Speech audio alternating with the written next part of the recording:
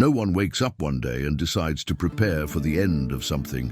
It starts much earlier, in silent signs that almost everyone prefers to call exaggeration, paranoia, or a far-fetched theory. Experts, engineers, scientists, and strategists aren't waiting for headlines to act. They follow warning signs that appear behind the scenes, subtle changes, discrete protocols, decisions that don't make sense. Yet, the world doesn't warn you when something big is changing. It whispers. The problem is that most people have been trained to only react when the impact has already arrived. When early warning signs appear, they seem disconnected. A test here, a shortage there, a new procedure that no one explains properly. But these initial symptoms are not random. They form a pattern, and those who learn to read the body's signals from its systems, energy, water, food, technology, health, understand sooner where the weak points are. The uncomfortable truth is this. There are things that experts are already preparing for, and it's not because they like chaos. It's because they've learned not to ignore hidden symptoms.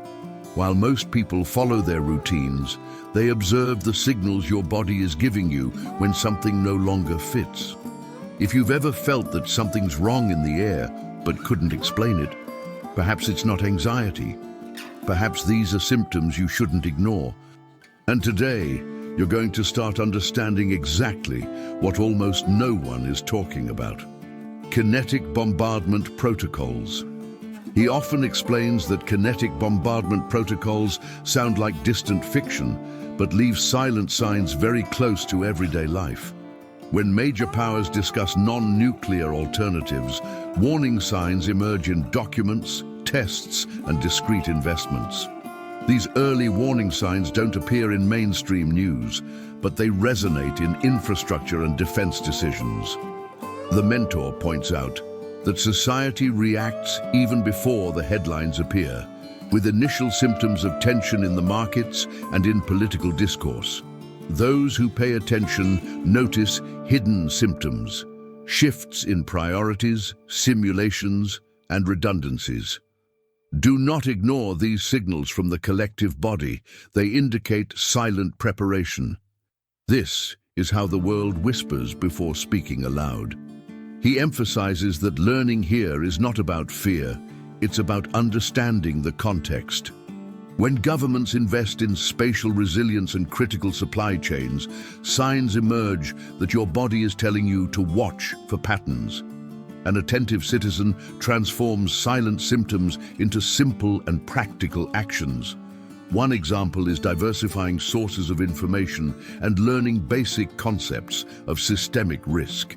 Don't ignore symptoms that you shouldn't ignore, such as excessive reliance on a single system. Readings like Nassim Taleb's The Black Swan help to see rare and asymmetrical impacts. Knowledge reduces anxiety and improves decision-making. He jokes that real preparation starts small, almost invisibly. When families organize basic redundancies, the warning signs lose their emotional impact. Initial symptoms of panic give way to clarity and operational calm. Don't ignore the importance of simple plans, alternative communication methods, offline routines, and clear priorities. These adjustments respond to subtle signals without exaggeration. The mentor says that those who learn to read these signs can anticipate scenarios, and it is this anticipation that leads to an even more underestimated resource, that which seems to be lacking but sustains everything: the strategic sand shortage. He often says that talking about sand seems trivial, but the silent signs show otherwise. When the foundation of concrete, glass, and chips begins to crumble, early warning signs emerge, far from the spotlight.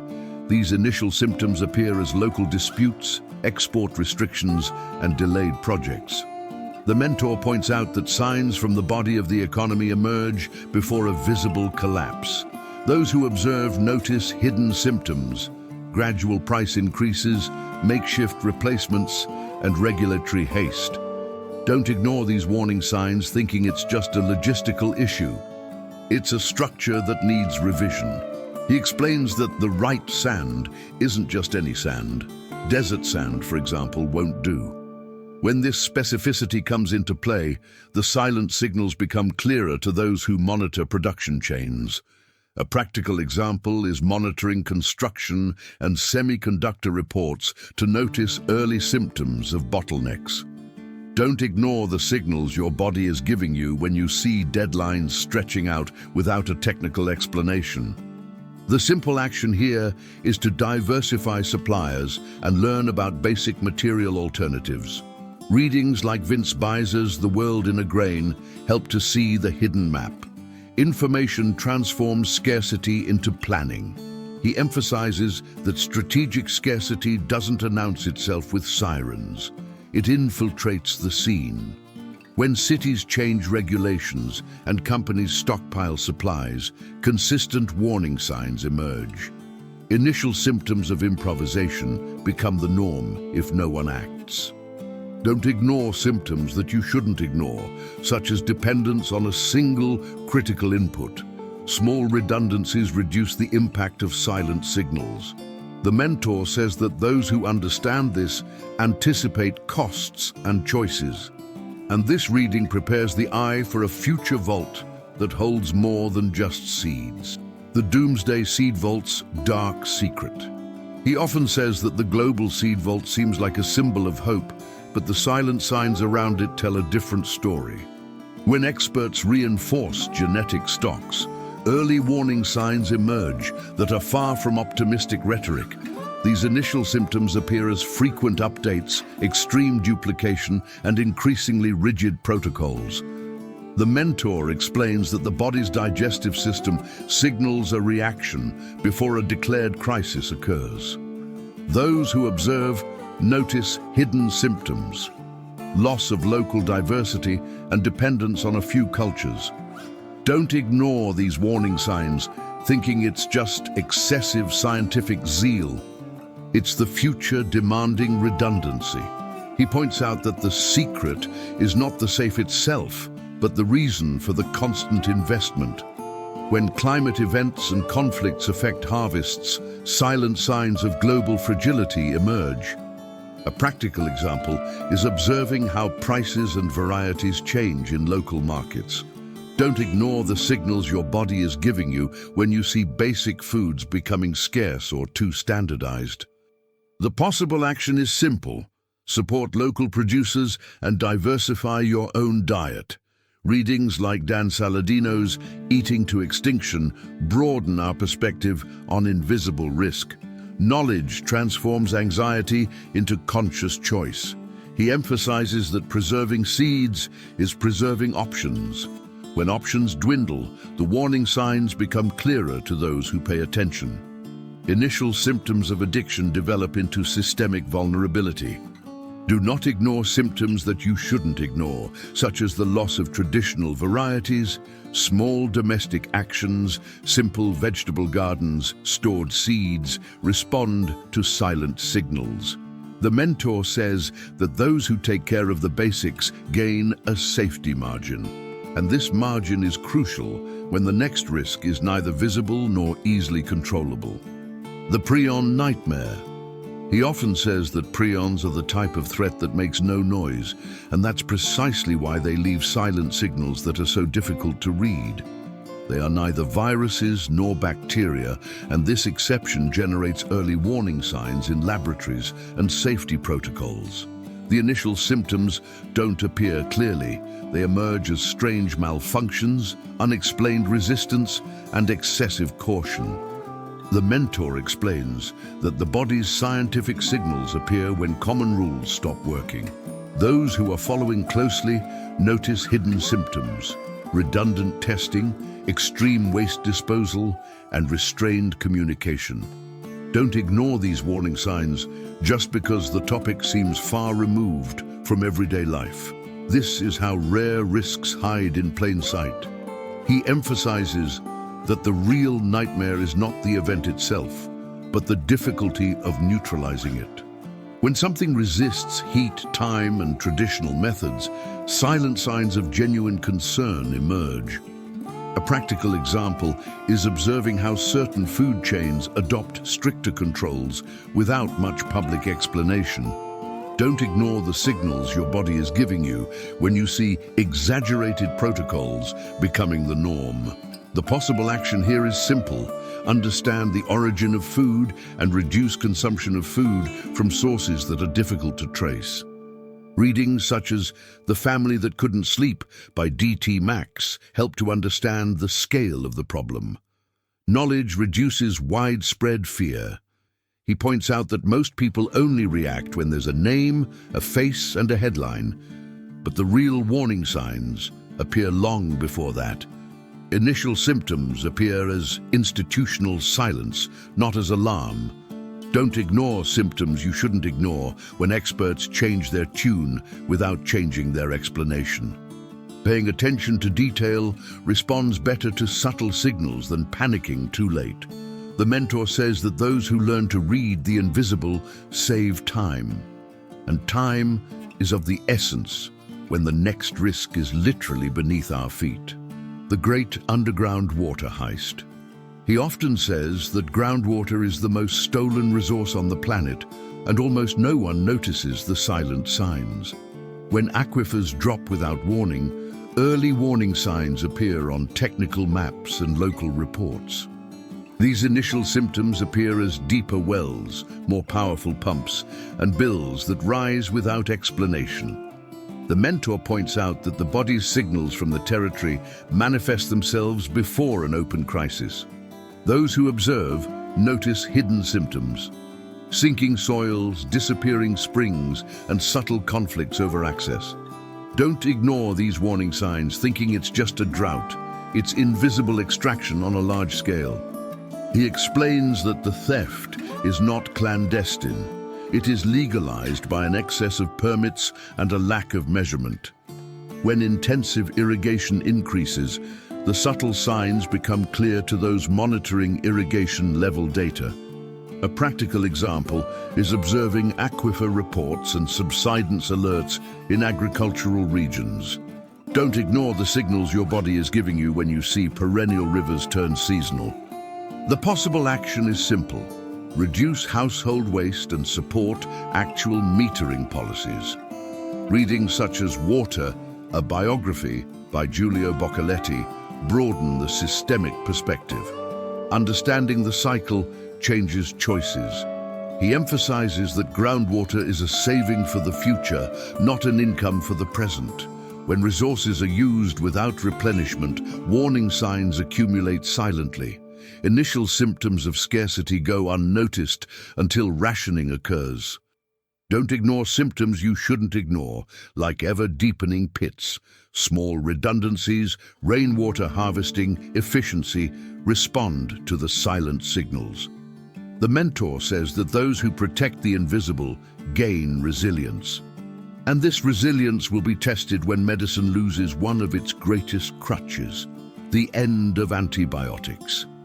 He often says that the end of antibiotics doesn't come with sirens. It comes with silent signs that many people prefer not to see. When common infections start to take longer, early warning signs appear in clinical reports and protocols.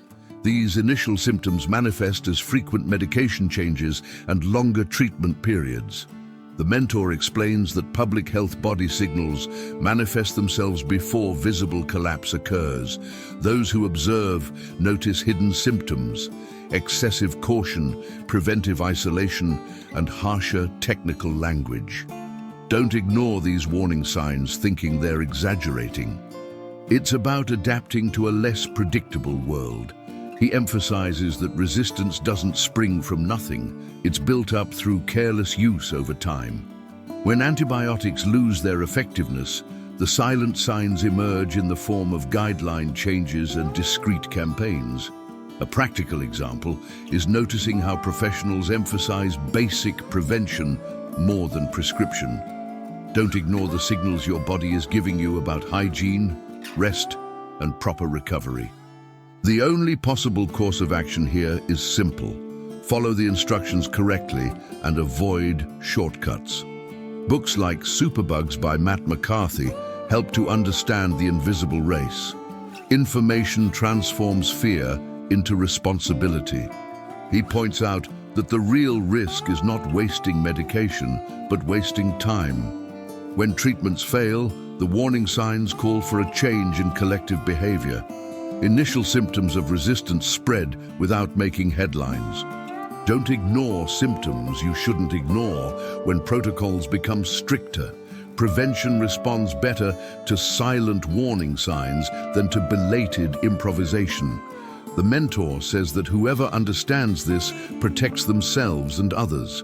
And this protection depends on something even more fragile: systems that no one sees working until they stop. The quantum apocalypse. He often says that the quantum apocalypse is neither an explosion nor fiction, it's silent obsolescence. And the silent signs are already here. As quantum computers advance, early warning signs emerge in the form of subtle changes in safety patterns. These initial symptoms appear as urgent updates, cryptographic migration, and regulatory rush. The mentor explains that the signals from the digital infrastructure react before the public understands the reason. Those who observe notice hidden symptoms, parallel tests, disconnected backups, and evasive language. Don't ignore these warning signs thinking it's just new technology. It's the safety clock ticking. He emphasizes that the risk is not the quantum computer itself, but what it breaks. When current algorithms become vulnerable, silent signs emerge in audits and standard changes. A practical example is the adoption of post-quantum cryptography in critical systems. Don't ignore the signals your body is giving you when you see services requiring extra layers of authentication. The possible course of action is simple. Use password managers, strong authentication, and offline backups. Readings like The Code Book by Simon Singh help to understand the invisible game. Knowledge reduces blind dependence. He points out that technological transitions rarely give clear warning. The real warning signs appear as broken compatibilities and tight deadlines. Early symptoms of digital vulnerability go unnoticed until they turn into a crisis. Don't ignore symptoms that you shouldn't ignore when systems work, but nobody trusts them. Preparation responds better to silent signals than late correction. The mentor says that protecting data protects choices, and these choices only exist as long as the light, literal and figurative, remains lit. The global blackout switch. He often says that the global blackout switch isn't a dramatic button, but a series of small decisions that leave silent signals along the way. When networks become more interdependent, early warning signs emerge in contingency exercises and islanding plans. These initial symptoms appear as nighttime tests, unscheduled maintenance, and poorly explained technical warnings. The mentor explains that the body's electrical system signals appear before the visible blackout. Those who observe notice hidden symptoms, improvised redundancies, alternative communication, and prioritization protocols. Don't ignore these warning signs thinking it's routine. It's resilience being rehearsed. He emphasizes that blackouts are rarely isolated accidents. When long chains rely on few nodes, silent signals accumulate in reports and simulations. A practical example is observing how hospitals, data centers, and critical services are investing in energy autonomy. Don't ignore the signals your body is giving you when energy-saving alerts become permanent. The possible action is simple. Charged flashlights, batteries, offline communication plans, and conscious consumption habits. Readings like Lights Out by Ted Koppel help to understand invisible fragility. Preparation reduces surprise.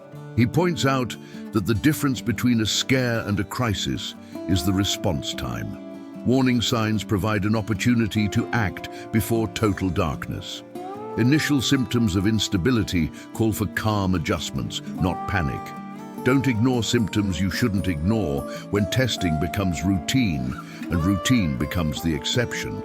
Small redundancies respond better to subtle signals than grand promises.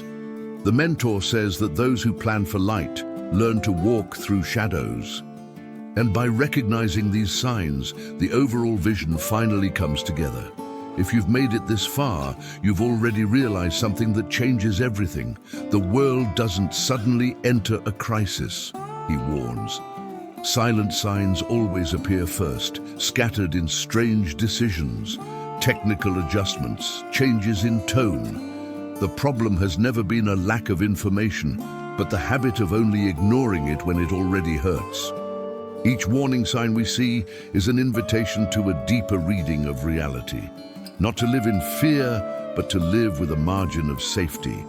When you learn to recognize early warning signs, something curious happens. Anxiety decreases. The initial symptoms cease to seem chaotic and begin to form maps. The hidden symptoms that previously caused discomfort become decision criteria. You begin to trust your body's signals more. That unease when something doesn't add up. That persistent intuition. It's not paranoia, it's trained perception. This is how specialists operate, adjusting early, calmly, while there's still a choice. So the question remains that separates those who react from those who anticipate.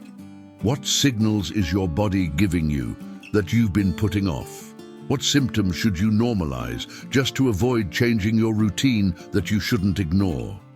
Preparation isn't about stockpiling fear. It's about gaining freedom. If this content opened your eyes, subscribe to the channel and turn on notifications. The next videos will continue to reveal patterns that few see, but that make all the difference when the world tests limits.